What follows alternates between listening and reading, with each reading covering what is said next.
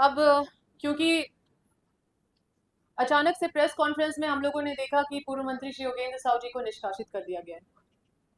तो इस पे तो हम लोगों से कोई पूछा भी नहीं, कोई हम लोग को नोटिस भी नहीं दिया। अब जब प्रेस में आके जब बोल रहे हैं तो कई झूठ भी बोल रहे हैं। झूठ ये बोल रहे हैं कि कोई मसला था तो पार्टी में आके बोलना चाहिए था। झूठ ये बोल रहे हैं कि किसी के पास साथ भी अगर दिक्कत होता है, कोई पार्टी वर्कर अगर परेशान रहता है तो हम उसके साथ खड़े रहते हैं। और प्रवक्ता जो है, जो कांग्रेस के प्रवक्ता हैं राकेश सिन्हा जी, और जो जेएमएम के प्रवक्ता है मनोज पांडे जी, ये हमको हिदायत दे रहे हैं प्रेस में कि अगर कोई मसला था तो उसको हल करना चाहिए था, पार्टी में आके हल करना चाहिए था। तो हम मनोज पांडे जी जो जेएमएम के प्रवक्ता है उनसे ये पूछना चाहते हैं कि कोई भी समस्या का अगर किसी मसला को अगर हल करने का अगर कोई एसओपी है गठबंधन की सरकार में तो वो उसको मतलब जारी कर दीजिए, क्योंकि दूसरा क्या मसला होता है हमको पता नहीं, क्योंकि हम हर फोरम पे और हम हमेशा अपना जो समस्या है क्षेत्र का वो हमेशा बताते रहे हैं। और अगर पार्टी ये कहती है कि हमने उनको सूचित नहीं किया है तो पहले तो मैं माफ़ी चाहती हूँ हमारे रामेश्वर राव जी जो डिसिप्लिनरी कमेटी के जो अनुशासन समिति के अध्यक्ष हैं, क्योंकि मुझे अनुशासन तोड़ना पड़ रहा है, क्योंकि उन्होंने मुझे मजबूर किया अनुशासन तोड़ने के लिए। अगर वो झूठ नहीं बोलते प्रेस में आके तो हम ये सब कागज लेके नहीं आते, और हम भी प्रेस में नहीं आते।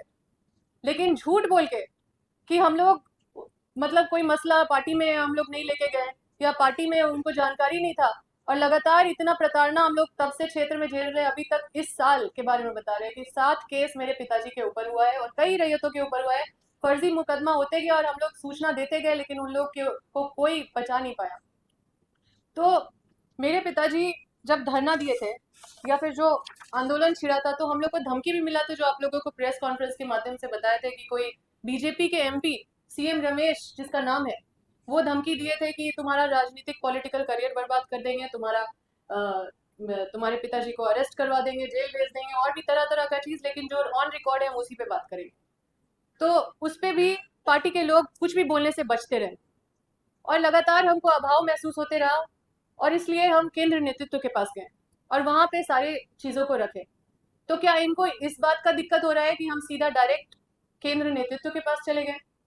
अच्छा, ये बोलते हैं कि लोकप्रिय मुख्यमंत्री जी के बारे में टिप्पणी कर दी। मतलब इनको और कुछ नहीं दिख रहा है कि हमारे साथ अन्याय हो रहा है इतना समय से, और किस तरह से मेरी माँ पूर्व विधायक निर्मला देवी जी को नंगे पांव और नाइटी में फोन छीन करके उनको थाना भेज दिया गया, और पूरे उसी तरह से सामान के ऊपर बुलडोजर चला दिया गया। नाश्ता तक नहीं करने दिया गया। 11-12 बजे वो नाश्ता बना के नाश्ता करने ही जा रही थी, उसी समय ये सारा प्रकरण किया गया। 1 बजे जब तक हम पहुंचे थे तब तक पूरा घर ढा दिया गया था। उस दिन मेरे पिताजी दिल्ली में थे, और ये सारा कार्रवाई सोचिए कि इतना सारा पुलिस तैनात करके 2000 पुलिस तैनात करके वहां पे दे दिया गया। क्या माननीय मुख्यमंत्री जी मेरा सूद लिए कि क्या दिक्कत है? ये सब कार्रवाई करने से पहले पार्टी ने कुछ सूद लिया? अगर हमने नहीं बताया तो ये क्या है फिर, जिसमें राजेश कच्छप जी, रामचंद्र सिंह जी और सुरेश बैठा जी जो तीनों विधायक है वो हमारे क्षेत्र क्यों गए थे अगर हमने नहीं बताया था? तो ये कमेटी का निर्माण क्यों किया गया था? इसमें साफ साफ लिखा हुआ है कि वहां पे रैयतों का और जो योगेंद्र साहु जी का कारखाना है उसको जबरन वहां पे बुलडोज कर दिया गया। किसी को वहां पे मुआवजा नहीं दिया जा रहा नियम पूर्वक, और इस पुलिस द्वारा रात में मारपीट भी किया जाता है और रैयतों के साथ शोषण भी किया जाता है। और जो हमारे घर 400 पुलिस फोर्स भेज दिया गया था सीएम रमेश के कहने पे, उस पे ये कमेटी बनी थी। अब उस पे ये कमेटी बनी तो रिपोर्ट क्या हुई? ये क्या अनुशासन समिति ने सूद लिया? क्या अनुशासन समिति एक पक्ष कार्रवाई के लिए बस है? क्योंकि जब हम माननीय मुख्यमंत्री जी के खिलाफ अगर पूर्व मंत्री योगेंद्र साहु जी अपना मतलब जब उनको अपना दर्द पे वो बोल रहे थे, तब उनको याद आया कि हम लोग कांग्रेस के हैं, और उससे पहले भूल गए थे कि हम लोग कांग्रेस के हैं। तो ये कमेटी बनी, उसके बाद भी हम लोग लगातार लगे रहे तो एक और कमेटी बनी, और ये कमेटी जो बनी है ये 30/1/2026 को बनी है। अब ये कमेटी में 2 मंत्री भी हैं और तीनों विधायक हैं। जो मंत्री हैं वो वित्त मंत्री भी हैं, स्वास्थ्य मंत्री भी हैं, और विधायक राजेश कच्छप जी है, रामचंद्र सिंह जी है, सुरेश बैठा जी है। इसकी एक बार भी बैठक हुई है क्या? क्या इन लोगों को आपने देखा है कि इस संबंध में या इस मामले में कभी भी बड़का गांव में गए हैं? क्या आपने देखा है? क्या अनुशासन समिति इसको नहीं देखती है?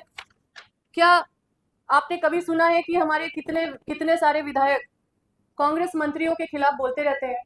क्या वो लोकप्रिय नहीं है? क्या लोकप्रिय सिर्फ माननीय मुख्यमंत्री जी है? हो सकता है कि कांग्रेस के मंत्री लोकप्रिय नहीं है, इसीलिए उनके खिलाफ टीका टिप्पणी करने पे भी कोई कार्रवाई नहीं हुआ, ना ही किसी को नोटिस गया।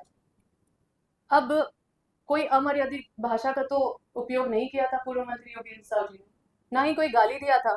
उन्होंने ये बोला था कि साजिश के तहत हम लोगों को यहाँ पे पॉलिटिकली बर्बाद करने का और पॉलिटिकली खत्म करने का साजिश किया जा रहा है। तो क्या गलत बोला था?